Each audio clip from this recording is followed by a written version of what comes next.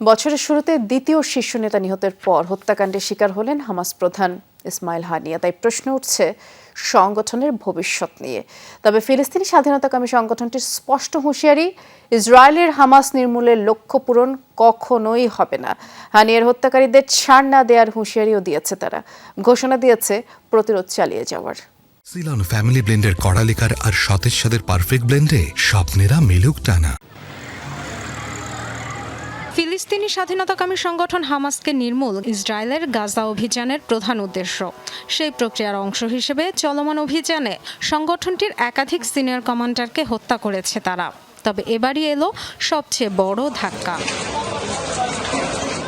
চলতি বছর জানুয়ারিতে লেবাননের রাজধানী বৈরুতে হামলা চালিয়ে হত্যা করা হয় হামাসের রাজনৈতিক ব্যুরোর উপপ্রধান সালেহ আল আরৌরিকে। হামাসের সামরিক শাখা কাসেম ব্রিগেডের প্রতিষ্ঠাতা কমান্ডার ছিলেন তিনি। এবার ইসমাইল হানিয়ার মৃত্যুর পর প্রশ্ন উঠছে, তবে কি কোণঠাসা হবে হামাস? হানিয়ার মৃত্যুর পর দেয়া বিবৃতিতে সংগঠনটির সিনিয়র নেতা মুসা আবু মারজুক স্পষ্ট করলেন, জেরুজালেমকে মুক্ত করতে যুদ্ধ চালিয়ে যাবে হামাস। সে লক্ষ্যে যে কোনো মূল্য দিতে প্রস্তুত যোদ্ধারা। হানিয়া হত্যাকাণ্ডকে কাপুরুষোচিত আখ্যা দেন সংগঠনটির আরেক শীর্ষ নেতা সামি আবু জুহরি। বলেন, হামাস নির্মূলে কখনোই সফল হবে না ইসরায়েল।